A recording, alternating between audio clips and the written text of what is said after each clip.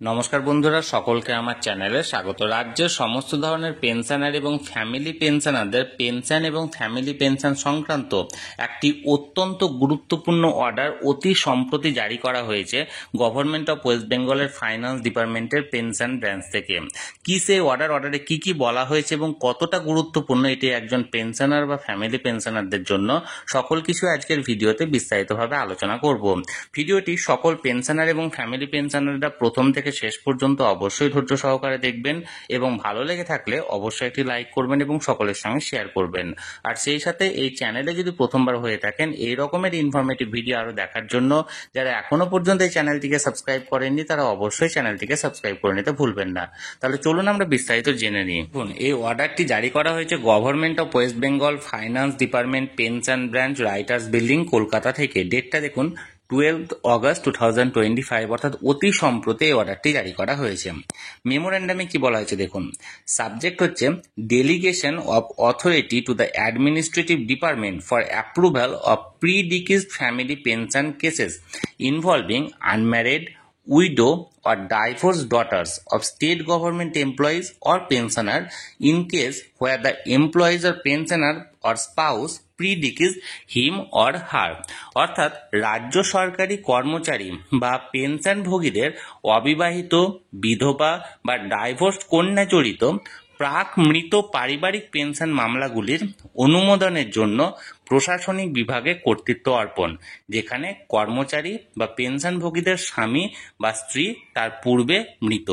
অর্থাৎ এক কথায় বলতে গেলে ধরুন যিনি এখানে রাজ্য সরকারি সরকারি কর্মচারী ছিলেন বা পেনশনার ছিলেন, তার যদি স্ত্রী বা স্বামী নর্মালি ফ্যামিলি পেনশনের ক্ষেত্রে কি হয়, যিনি মূল পেনশনার ছিলেন তার স্ত্রী বা স্বামীকে অর্থাৎ স্পাউসকে প্রথম অগ্রাধিকার দেওয়া হয়। কিন্তু এক্ষেত্রে স্পাউস যদি আগেই মৃত হয়ে থাকে অর্থাৎ আগেই প্রিডিকিজড হয়ে থাকে, তাহলে সেক্ষেত্রে যে সমস্ত অবিবাহিত কন্যা যদি থেকে থাকে বা বিধবা কন্যা যদি থেকে থাকে বা ডাইভোর্স কন্যা যদি থেকে থাকে, তাহলে তাদের পেনশনের বিষয়টিকে অনুমোদন দেওয়ার ব্যাপারে এক্ষেত্রে এই বিষয়টি বলা হয়েছে। দেখুন এখানে কি বলা হয়েছে, the government has been reviewing the existing procedure for sanctioning family pension, particular in predeceased family pension cases involving unmarried, widow or divorced daughter beyond 25 years of age of state government employees or pensioner where the employees or pensioner spouse predeceased him or her. The objective is to further liberalize and simplify the process for expeditious settlement of such claim। অর্থাৎ গভর্নমেন্টের তরফ থেকে এই বিষয়টি পর্যালোচনা করা হয়েছে যে ফ্যামিলি পেনশন স্যাংশনের ক্ষেত্রে বিশেষ করে যে সমস্ত কেসে মূল পেনশনারের মৃত্যুর আগেই তার স্পাউসের মৃত্যু ঘটে গেছে এবং এক্ষেত্রে তাদের অবিবাহিত বা বিধবা বা ডাইভোর্স কন্যা যাদের 25 বছরের কম বয়স, সেক্ষেত্রে তাদের এখানে পেনশন স্যাংশন করার বিষয়টিকে এখানে বলা হয়েছে। দেখুন 2 নম্বরে বলা হয়েছে, অ্যাজ পার মেমো নাম্বার এত, heads of office are direct to refer predeceased family pension of unmarried, divorce, widow daughter to the finance department pension branch for proper examination or decision. অর্থাৎ এক্ষেত্রে ফাইন্যান্স ব্রাঞ্চের তরফ থেকে proper একটা examination করা হবে এবং ডিসিশন নেওয়া হবে। The procedure has further been clarified and reiterated in memo number এত, starting that the administrative department shall forward such pension cases to the finance department pension branch along with their specific proposal for decision and approval towards sanctioning of family pension. The latest standard operating procedure deficit in memo number এত date এত also mandate forwarding these cases though the administrative department of the finance department pension branch for necessary concurrence।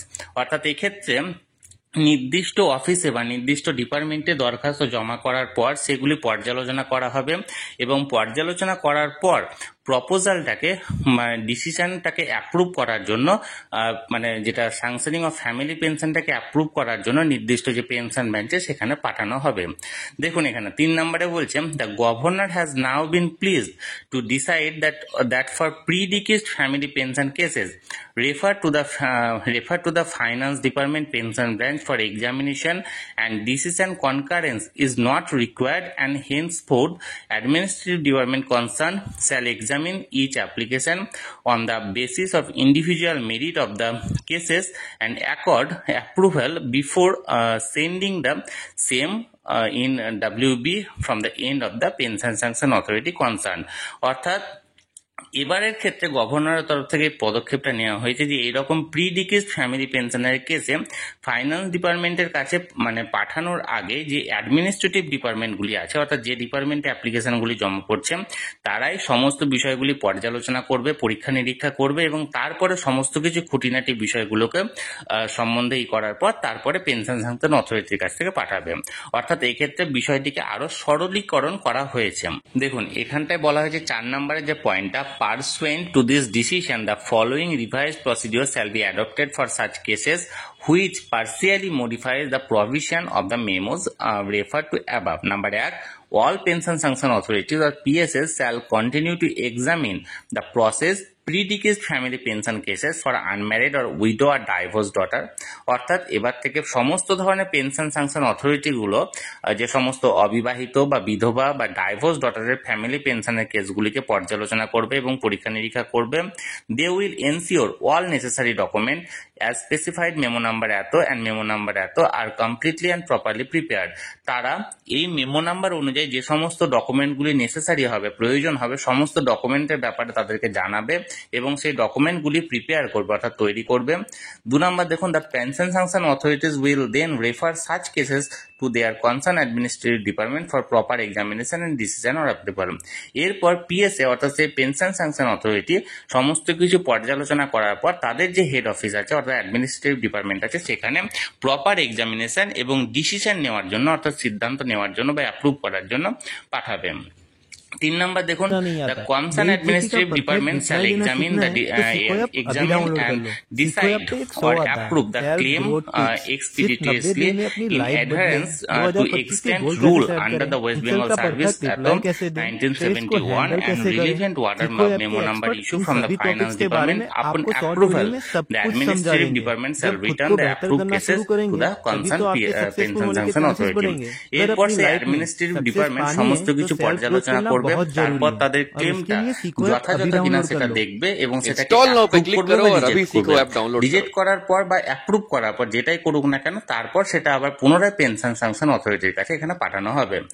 4 নম্বর দেখুন, the pension sanction authority on receipt of the approval and all necessary document from the administrative department shall forward the same along with the sanction order to the Principal Account General, West Bengal, for processing the claim and issuance of the family pension payment order in favor of the claimant, subject to the fulfillment of necessary criteria। তারপর pension sanction authority কি সমস্ত administrative ডিপার্টমেন্টের কাছ থেকে সমস্ত documents এবং অর্ডারের copy সবকিছু এখানে কালেক্ট করবে এবং তারপর সেই স্যাংশন অর্ডারগুলো নেবে এবং সেগুলো প্রিন্সিপাল অ্যাকাউন্ট জেনারেল অর্থাৎ এইর কাছে, ওয়েস্ট বেঙ্গলের কাছে তারা পাঠাবে এবং সেখানে pension family pension payment order অর্থাৎ এফপিপিও এখানে রেডি করার জন্য তাদেরকে বলা হবে।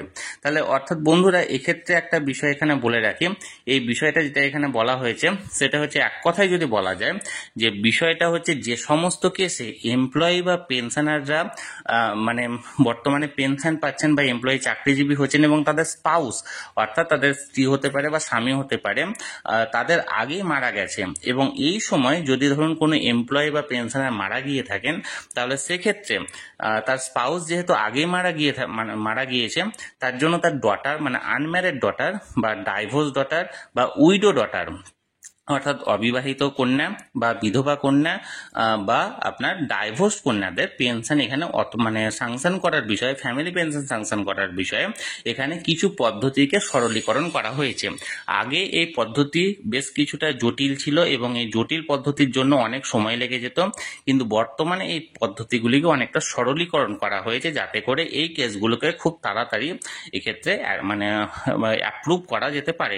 তাহলে বন্ধুরা, এখানে পেনশন সংক্রান্ত বা ফ্যামিলি পেনশন সংক্রান্ত যে অর্ডারটি এখানে জারি করা হয়েছিল সেই ব্যাপারে আমি আপনাদেরকে বিস্তারিত জানানোর চেষ্টা করলাম। এই নিয়ে যদি আপনাদের কোনো রকম কোনো প্রশ্ন থাকে অবশ্যই কমেন্ট করুন, আর ভিডিওটি ভালো লেগে থাকলে অবশ্যই একটি লাইক করুন এবং সকলের সঙ্গে শেয়ার করুন, আর সেই সাথে চ্যানেলে যদি প্রথমবার হয়ে থাকেন অবশ্যই চ্যানেলটিকে সাবস্ক্রাইব করে রাখুন। ধন্যবাদ, দেখা হচ্ছে পরের ভিডিওতে।